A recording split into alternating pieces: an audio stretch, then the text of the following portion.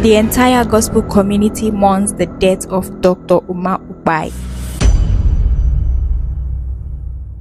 a general of faith, a voice in the wilderness, a healer of hearts and nations, has laid down his earthly mantle and ascended to eternal glory.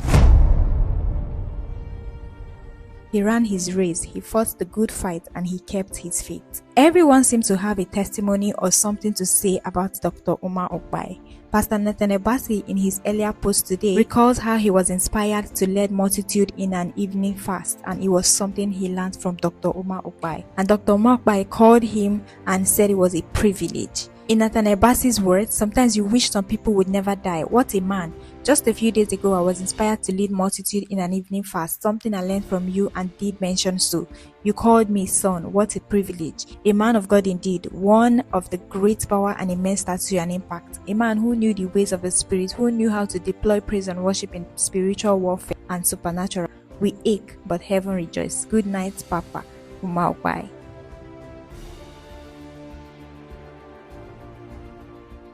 Moses Bliss also made a post. Rest well, Papa Ukpai.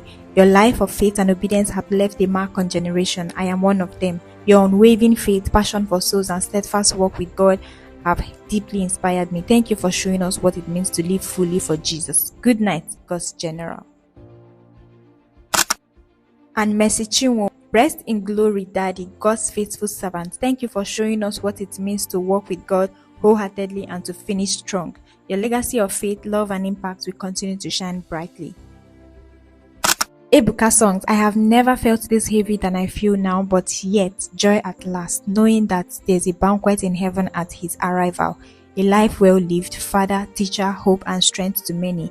Man of so many encounters, yet humble and loving. Kai, may the mantle that you carry and the cry you have made in my generation be revealed in yours. Truly to die is great gain.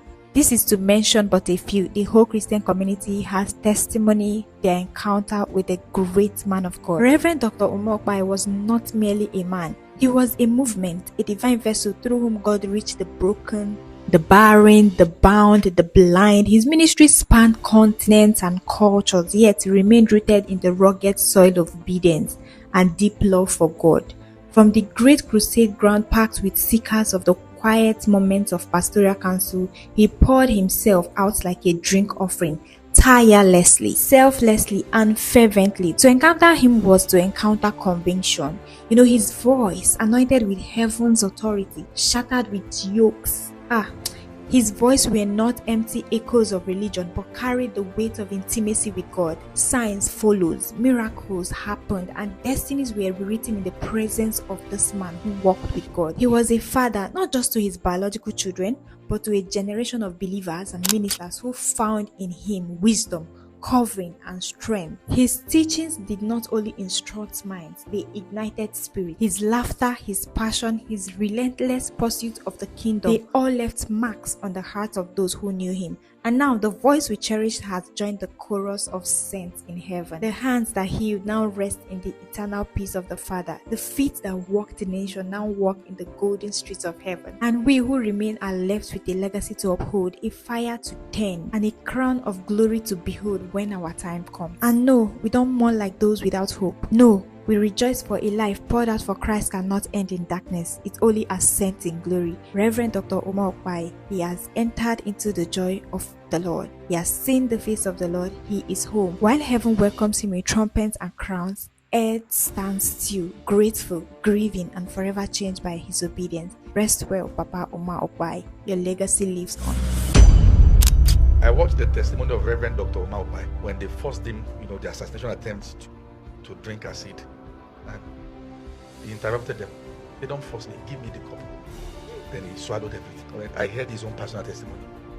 And when he swallowed, he said, "Are you waiting for me to fall down and die?" I said, "This is Uma."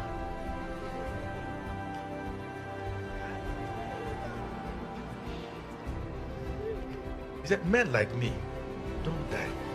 Don't go like that." Say it again loud and clear. Men like me, don't die in a hurry. This prayer I'm about to pray shall last for 30 years. Among those who came to see me last night was a man who said, 22 years ago, I prayed for him, and that the prayer was still working until yesterday. This one will last for 30 years. I am not quite a regular preacher, and therefore, whatever battle you're fighting, victory is already yours. Those who cry at night when others are sleeping, you know them. Those who ask, how long shall my problem last? You know them. Those who ask, what is my God? You know them. The hour of healing and deliverance has come. They must be set free, be set free, be set free, be set free, be set free. Thou power of God, in the name of Jesus, move!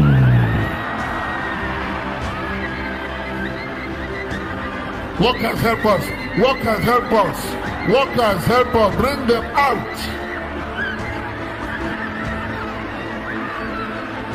Jesus.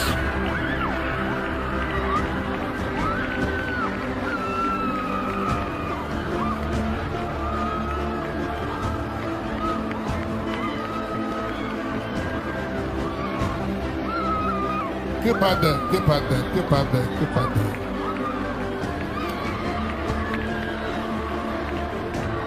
Father, every sickness that has a name shall not occupy the body of anyone here.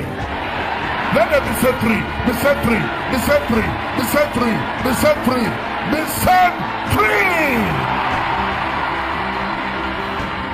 Where you are sitting, God's camera is focused on you. I have come that your tears may become laughter,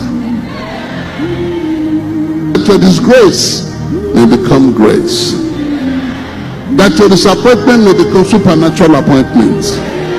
Right where you are sitting tonight, you are not alone. The master of this world is by your side. I have gone to heaven twice. The last time I went, I heard a voice ask, "Oh man, what are you doing? You are too early. You have 34 more years to preach." I protested, and God shocked me when He asked me, "Is it true that you can question my command?" I apologized. He asked me to return. As I turned, here was my wife crying. "Madam, why are you crying?" She said, "The doctor said you will soon die." "Which doctor?" "I've just come out of the house of the dead, and they asked me to return." "Which doctor said I will soon die?" "He must be sick, and maybe his madness started from his legs." My wife began to beg me to allow them to treat me, and I said no. All I needed was sleep. Healing sleep.